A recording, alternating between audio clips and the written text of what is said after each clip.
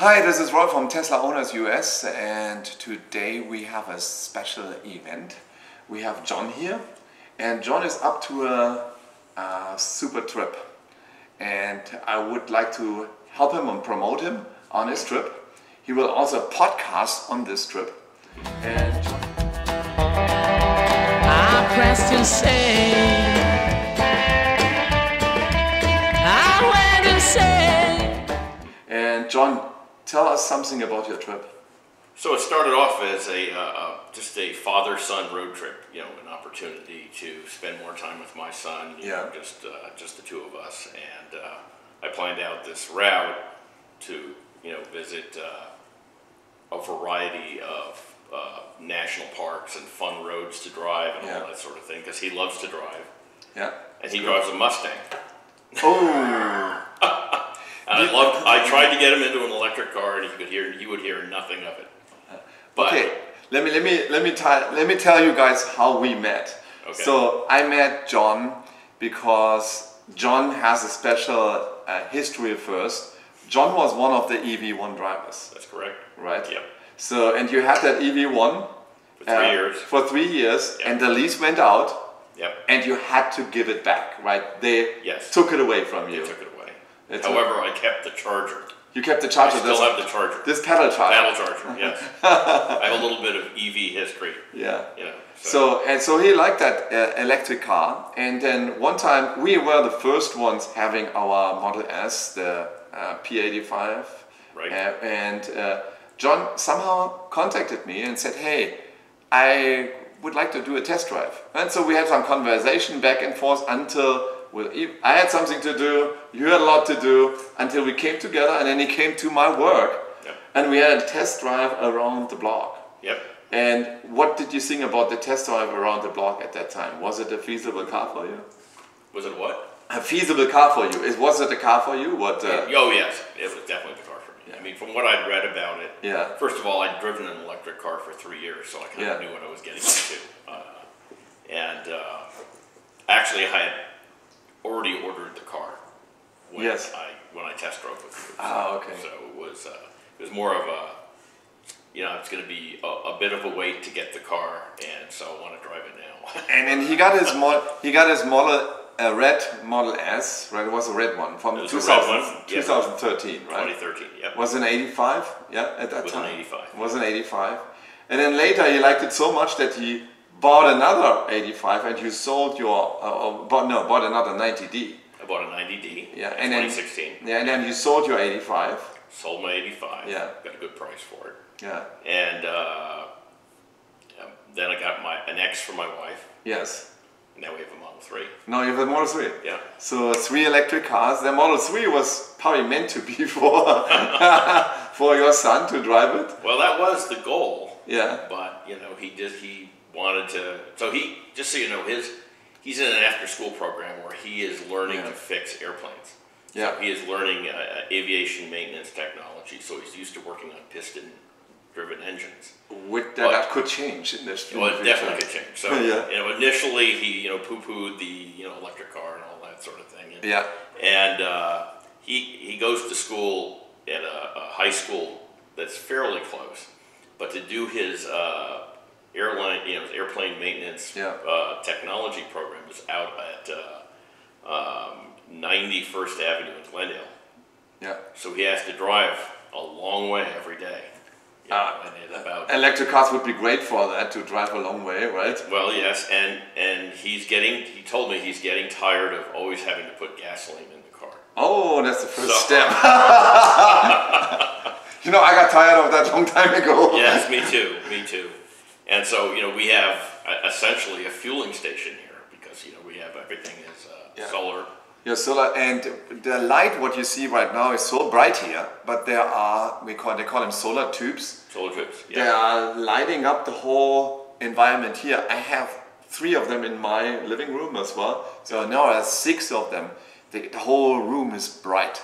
Yeah. And actually there's a dome on top of that. It collects the air, the light, and then pushes it down on the very reflective aluminium tube. Right. And then it disperses the light here, and it really looking very bright and light here. What's interesting is I was at a construction company that has their conference room has solar tubes in it, and they have a dimmer.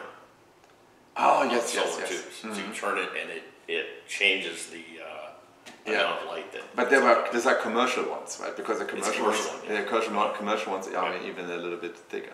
And John has also a whole bunch of photovoltaic panels.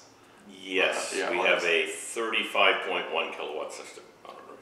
Holy crap, that's a lot. It's a lot. So because I have 18 kilowatt and I can supply my house and my 3 cars with that. Right. With that 35 kilowatt, you're probably overproducing. We do. I mean, we give more back at the end of the year. Yeah. Total. So. Are you thinking about to put something in the battery bank for keep it? There's no reason to put a battery in here. Yeah. First of all, if I was going to get, according to Tesla, if I wanted to put in enough batteries so that if the power went out, I could run my whole house. Yeah. I would need 8 Tesla batteries. Oh, and you know what the funny thing is that the software can today only handle 4, because my house I would need 5, and according to their recommendation, I filled in the form and everything, and I ordered 5 about 2 years ago, and actually they said to me, "Oh, do you want to have 4?" No, I said, "Actually, your tool recommended 5, so I really need 5." "Oh, but you can get 4." And I said, "Why I cannot get 5? Oh, the software is not ready for that yet." And then I said, "Okay, when is the software ready?" And then it gets quiet. So, and I'm waiting to get the software ready to do them more than 4. For you, you would have to even wait longer. Right. So we give our power back to APS. Yeah. So it's, but sometimes, and I hope that you don't have that, is when the power goes off, your photovoltaic system shuts off. So. That is true.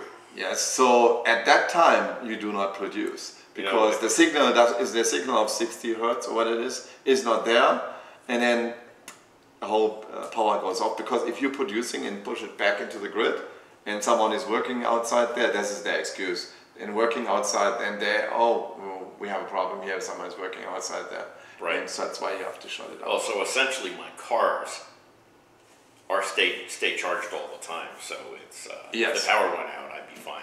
Yeah. I don't drive very far. On a regular basis. So. And there are so many chargers around here now. It's crazy. Yeah, that's good. So now tell us a little bit more about your trip.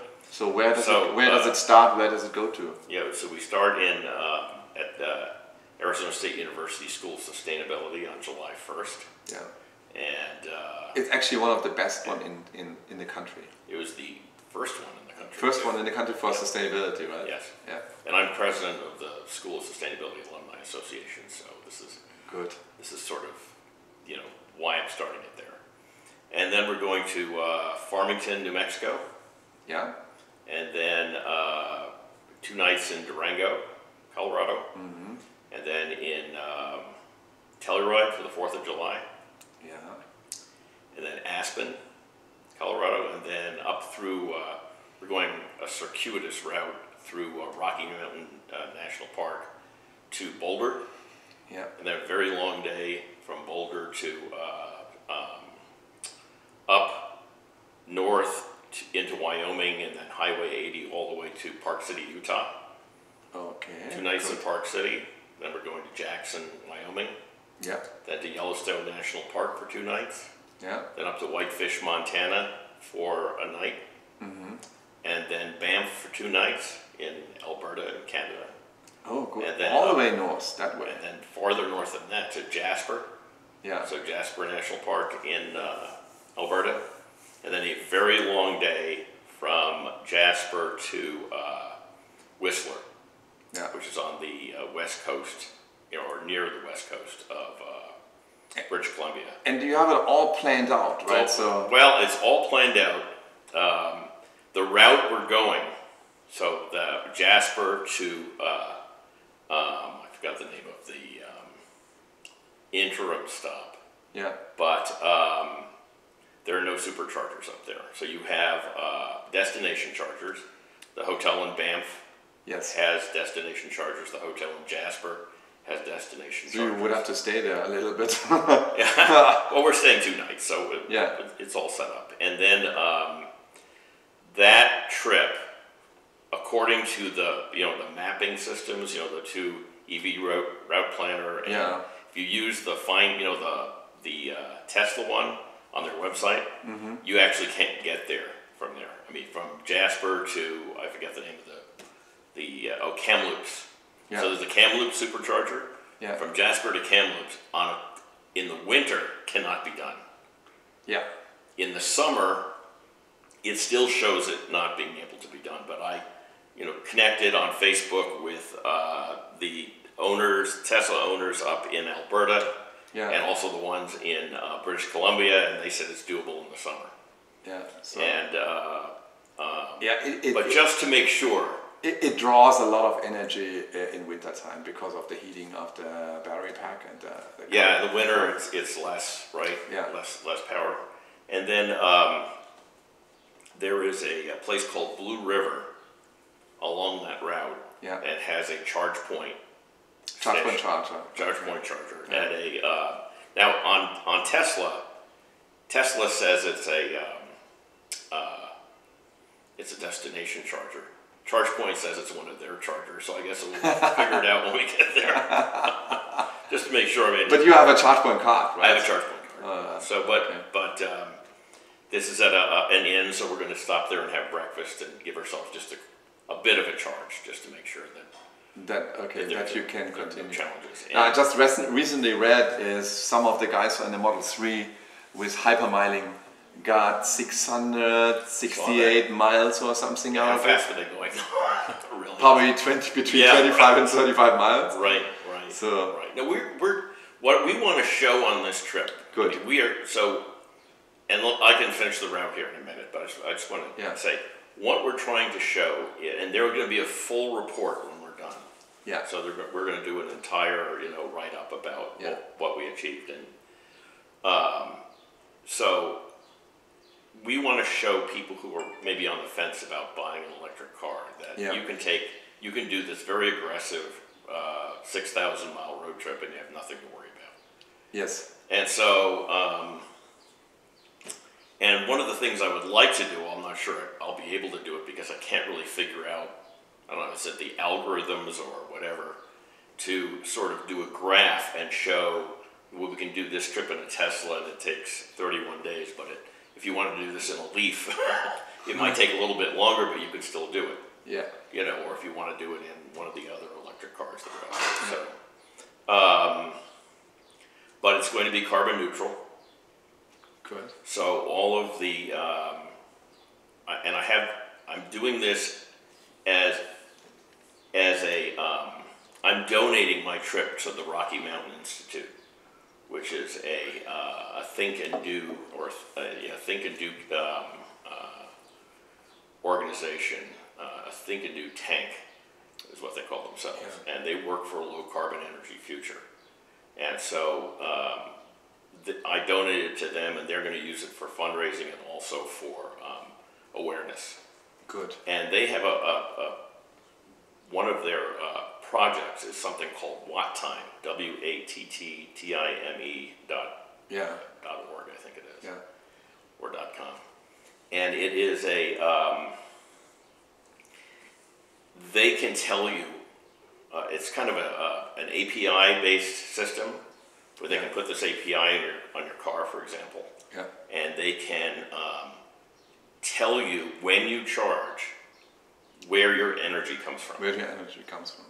Are they installing a device then into the Model 3, or what do they want to do? They're not, because there really isn't time to do that where we are now, although we might, so we're going to stop and visit them there in Oakland, California, and so we're going to stop and visit them there, and maybe they can put it in a device there, but they've given me a map, access to an online map that shows me every 5 minutes, it shows the entire grid in the U.S. and where the energy comes from. It's really a fascinating app, and so for the future, the smart thing would be when people are, sort of freaking out because of climate change, the freak out mode in a few decades. Yes. That they'll be able to charge when the cleanest energy is available. So I can look at Arizona, and actually the Phoenix area on that map is pretty clean because most of it's or at least carbon clean. Yeah. Most of it is nuclear power. Yeah. But I have another friend of mine who has a company called Myght, MYGHT.com. Yeah. And he does impact travel consulting. And he's going to help me write this report. And he's also an ASU grad. Oh, good. And so he's going to help me do a sustainability report at the end of the trip. He's going to be able to pull all the numbers for me for everything we do on this trip. So it's not just the travel. We want to offset all the carbon from staying in hotels and eating and other activities we might be involved in. And then we will offset that carbon very similar to the way large companies like UPS and Microsoft do it, by buying carbon credits. Okay. And supporting a project. Yes. An offset project. So we can really call ourselves carbon neutral. And my license plate, the license plate I got for the Model 3, yes, is C02E0, which essentially means carbon neutral. Yeah. So, fun. And, yeah, good. Yeah, so we're also going to be promoting the ASU School of Sustainability. Yeah, and you have a podcast? You are running a podcast then, or what do you want to do? Rocky Mountain Institute wants to do some podcasts with us along the route. Yeah. I've got a syndicated radio show that wants to do one. I've got another syndicated radio show that wants to do podcasts. Business of Story, which is, if you're familiar with that, they want to do a podcast. So we're going to have a whole rig set up in the car so we can do podcasts while we're driving. And then you put also some signs on your car or something like that. So the car is going to have a special wrap on it. Oh, good. Rocky Mountain is doing the design of it. We're closed.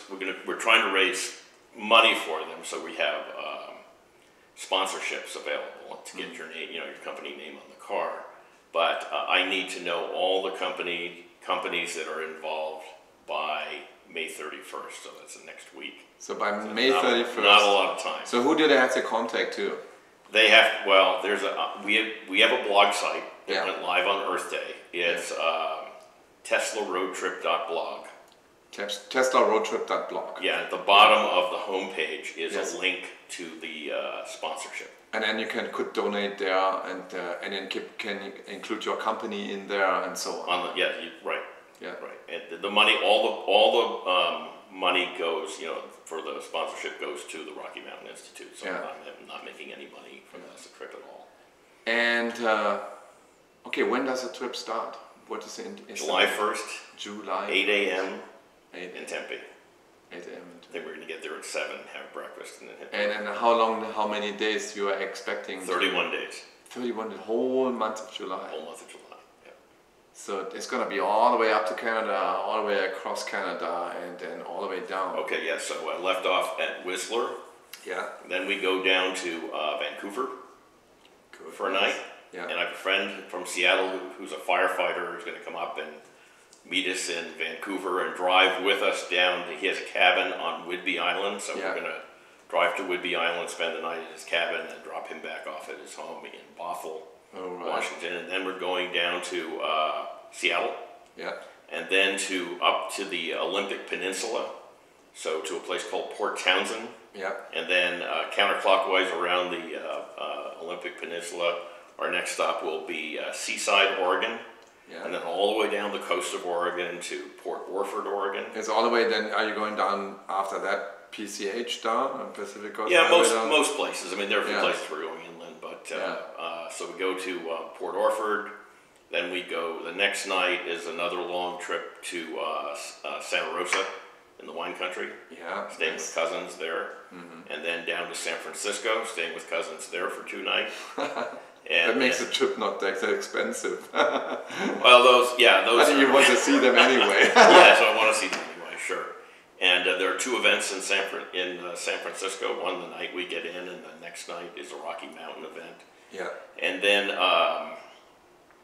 we're going to down a road off the PCH, off US 1 in Big Sur called, I think it's called the Nacimiento Ferguson Road. It's on this website called Dangerous Roads. Yeah. And is this a windy road? Really windy road. Oh, yeah. Okay. And then we're spending the next night in Santa Monica. Yeah. And then we're going down to Temecula, and then back to Phoenix. Oh no, we're going one night in Laguna Niguel, and then pardon me, I have to back up here. San Francisco, Monterey for 2 nights. Yeah.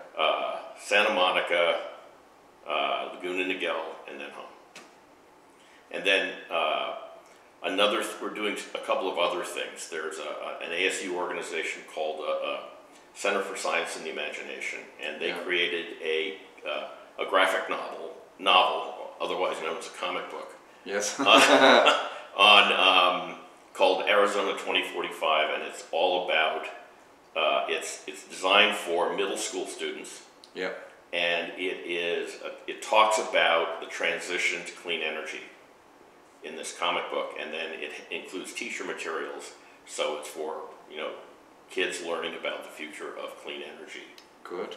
And I helped fund that. Yeah. And so we're going to be going to a children's museum in Temecula and speaking to the kids there and passing out the comic books. Yeah. And there's another event. There's other on Whidbey Island. There's another organization at ASU called the National Sustainability Teachers Academy, and then there's the Sustainability Teachers Academy. And what they do is they teach K through 12 teachers how to integrate sustainability in their lesson plans.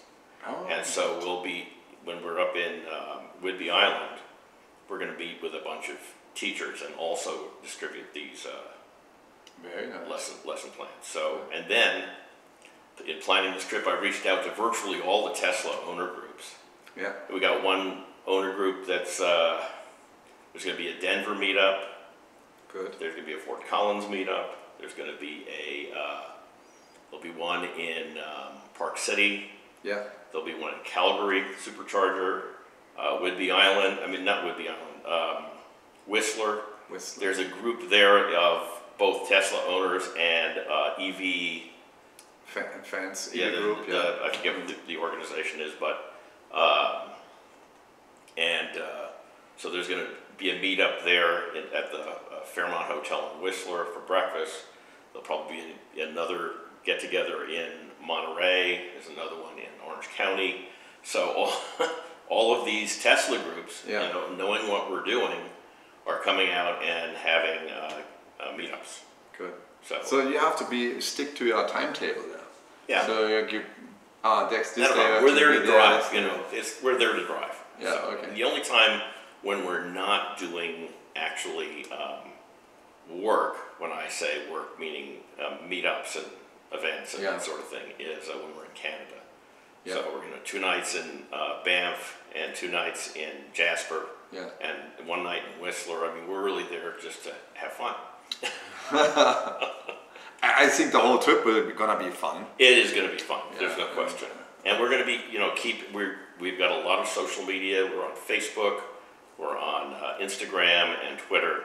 Yeah. And people will be able to pretty much track us through Twitter. So what is the name on Facebook? What is the name on Instagram? Can you tell us that? Yeah, so if you go to our blog site, which is teslaroadtrip.blog, it has all the links to our social media. But it's for Facebook and Instagram, it is teslaroadtrip.blog, and for Twitter, it is Tesla3Roadtrip at Tesla3Roadtrip. Yeah.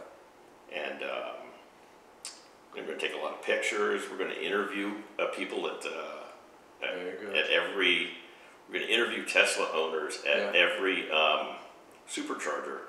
One of the things I'm trying to discover, and I'm actually working with a sociology professor at ASU on this as well, is I want to see if there is an emerging subculture in electric road tripping.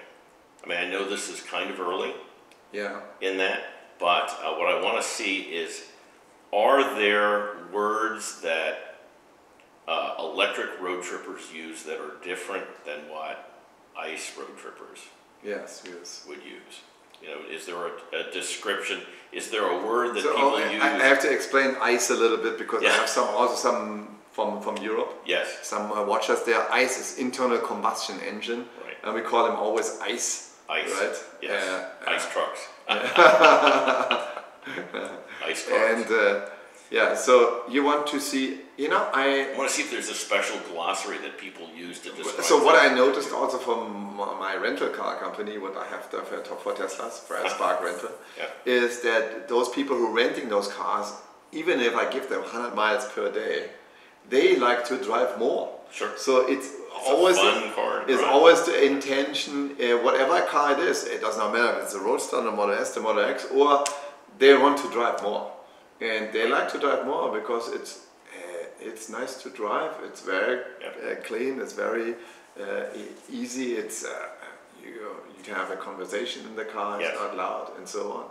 And I noticed that a lot. So And I will say that on the blog, so I've had, Yeah. we went live with a blog on Earth Day, yeah, and I've been blogging, releasing a blog post every Saturday up to the trip.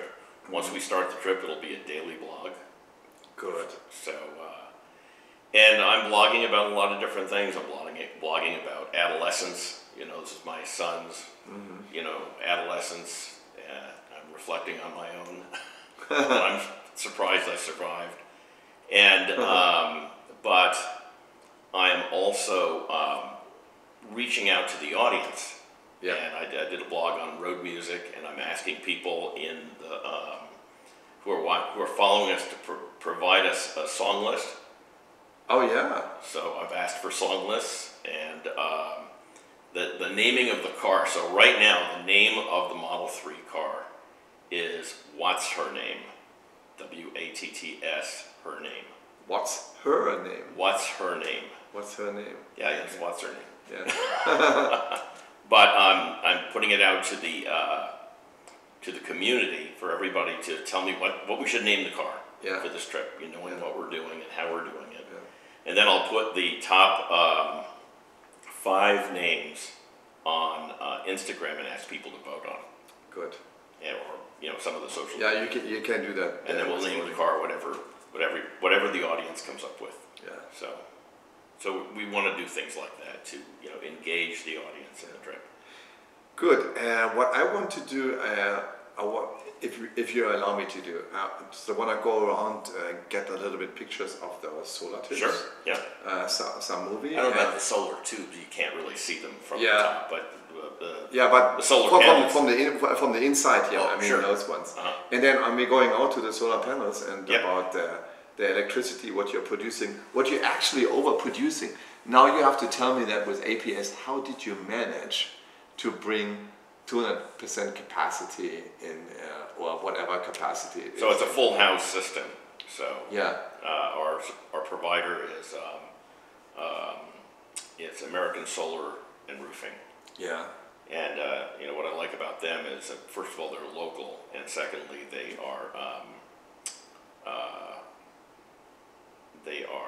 they're roofing experts.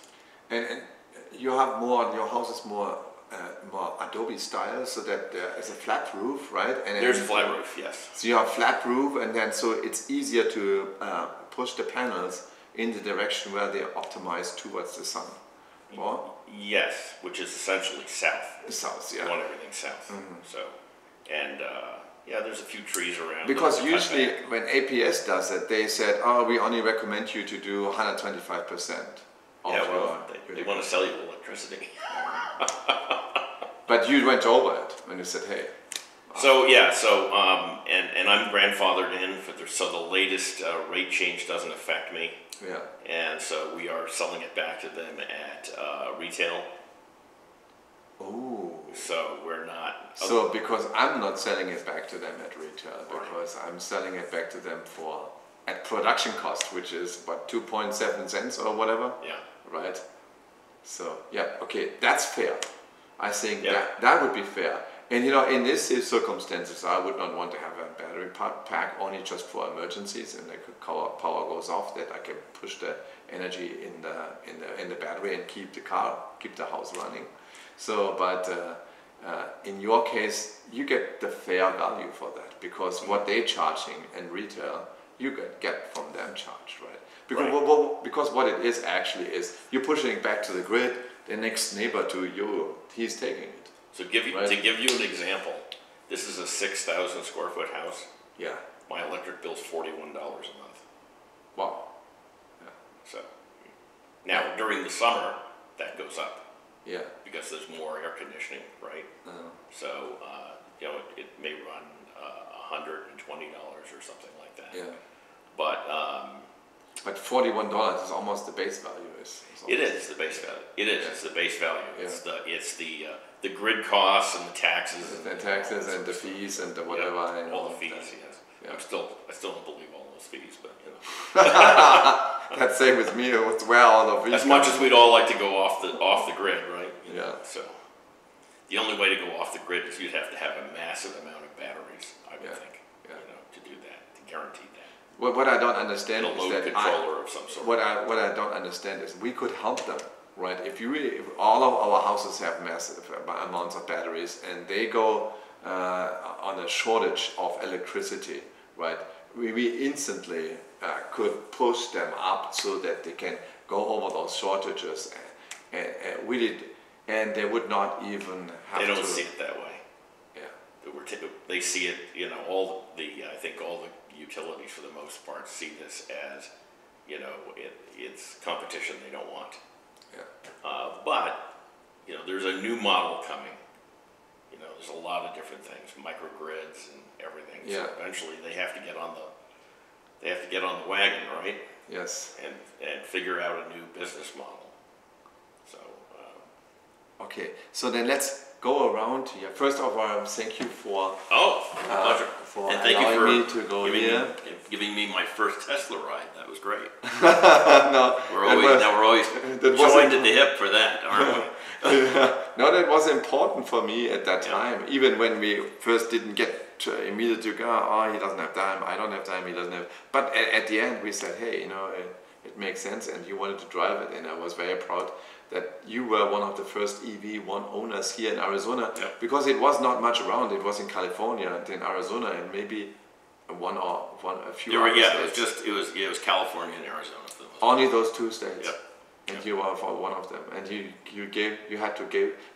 would you want to keep the car? I wanted to keep the car. Yes. You wanted to keep the car. I wanted to keep the car. Like all the thousands before. And they wanted to take my charger too, and I said, "You are not taking my charger. I paid cash for the charger. You can't have it." And I still have it. You know what? If I can see the charger, I'll show it to you. We're gonna make some pictures for the charger as well. Okay. First one, thank you very much to allow me to interview you. Let me add one more thing. Yeah. On June 27th, which is a Wednesday, there is going to be an Echo event by Green Living magazine. Yes. It'll be in Tempe. I don't have the exact date yet. I mean, not the exact time or place yet. Yes. But it will be on the events calendar that's on our blog post on our blog. Yeah. And we'll also, once we get the event planned, there'll be an invitation on our Facebook page. Yeah. And it's where we're going to do the reveal of the wrap on the car. Yeah.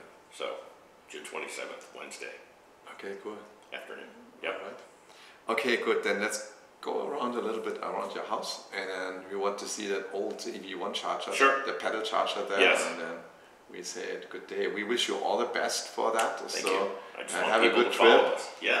And every one of you who are watching, please follow John and his son, where he's making that huge road trip up and down. 2 years ago, we made a road trip to Miami, Florida, and back. So, and it's really not the difference driving in an electric car, in a Tesla, or and drive back. It's really not much. It's very different. Yeah, it's quieter. It's much quieter. It actually feels more relaxing. And there was a study recently what I read. You saw it probably as well. Yeah. That people are more relaxed in electric cars. And you know what? I wished that the police force would drive electric cars because they would be coming more relaxed out of their car and saying, "Oh, can I please see your driver's license and your registration?" I'm convinced that some of that is from the fact that there are so many moving parts in an internal combustion engine. Yeah. That part of that stress is wondering which part's going to go out. You know, I found it very interesting. I guess it was a tweet by Elon Musk. I think it was last week, where he said that if you have a dual motor and one of the motors go out, the other one still drives the car. Yeah, that's really interesting. Yeah, this is for your D as well, the same way. For your 90D or for your Model X, cool. It still keeps going. Yeah. So because he was saying that one motor is for performance and the other motor is for efficiency. Right. So and usually when you highway coast, it's gonna be the efficient motor is driving the car. Right. So if you're accelerating a little bit higher, then the other motor kicks in. So I have one concern about this long trip, and that is a spare tire. Ah! You know what? I do have a spare tire. A small one? No, an 18-inch. In your ass? No, not in my ass. I have an extra spare tire for the Model 3 because I have a Model 3 as well for rental, right? And if you want the tire, I can give you the tire. It's a new. It has a new tire on it, so it's a spare wheel with a new tire on it. Where do you put it? In the garage. In my garage. No, in the car. Where in the car? I probably have to lower and try to put it in the front. In the front, if it fits. I don't know if it fits there. Yeah. But I currently have it in the garage. It's one of the renters. Get a flat tire, which is not right. But here you don't have to worry about that. Yeah, but driving out in the middle of somewhere northern Canada. Yes.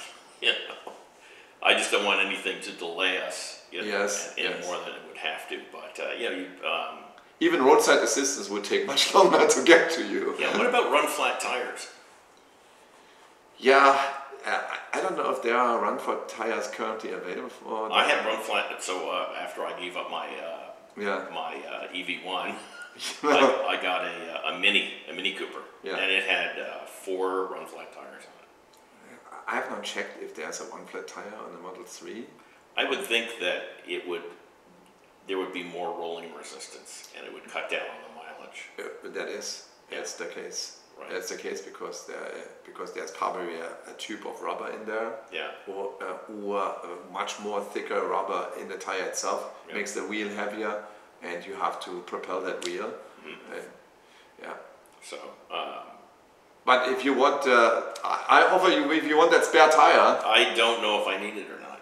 Last summer or 2 summers ago, I went on a 2,500 mile road trip around the Four Corners area. I didn't need it, so okay. We keep the fingers crossed. We keep the fingers crossed that you don't need that spare tire. Right. Yeah, because it's going to add extra weight to the car. As it is, we're 2 big guys. Yeah. And there's less trunk space than my. That's your Model S. Model S. So we'll see. Good. Let's go around here. All right. Around the car. That's fine. Around the house. Okay. Okay, let's show you around here. That is Paradise Valley. And let's go over to that side. Probably is too much wind. And this is Camelback Mountain. Reverse side. And then we're coming here to the panels. So let's come closer. So there are a whole bunch of rows there. And so on the other side, there's as many panels that are here. There's another side. There's another side, yeah. You can see it from the front of the house. And then there's these. Perfect. And then a nice view from here from Paradise Valley. Yeah.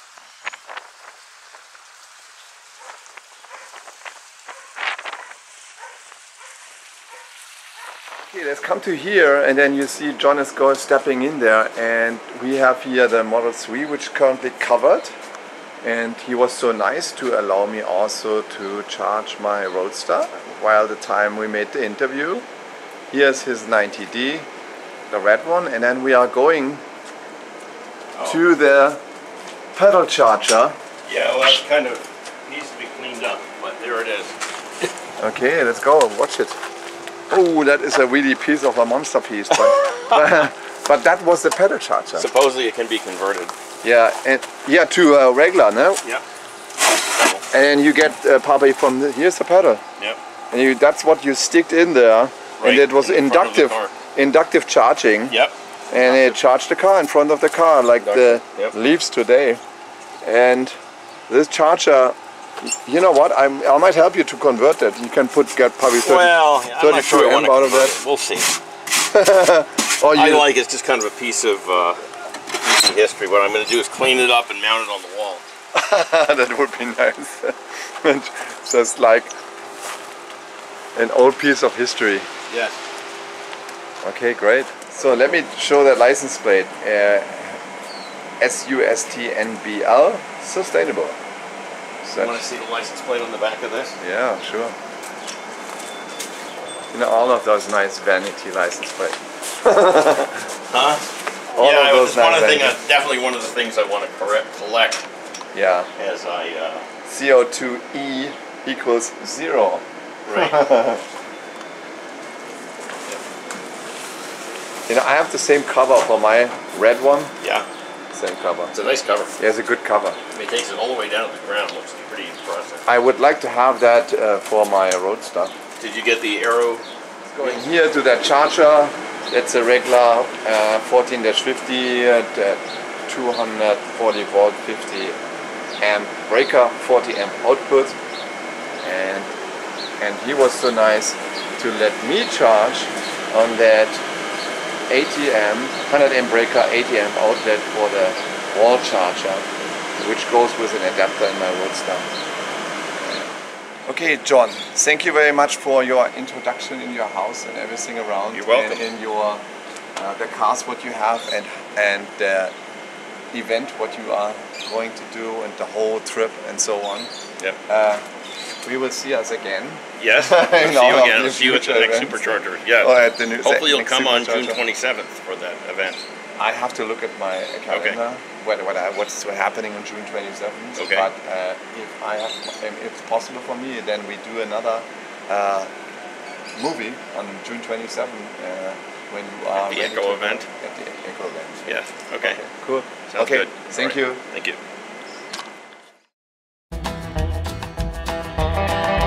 I pressed insane.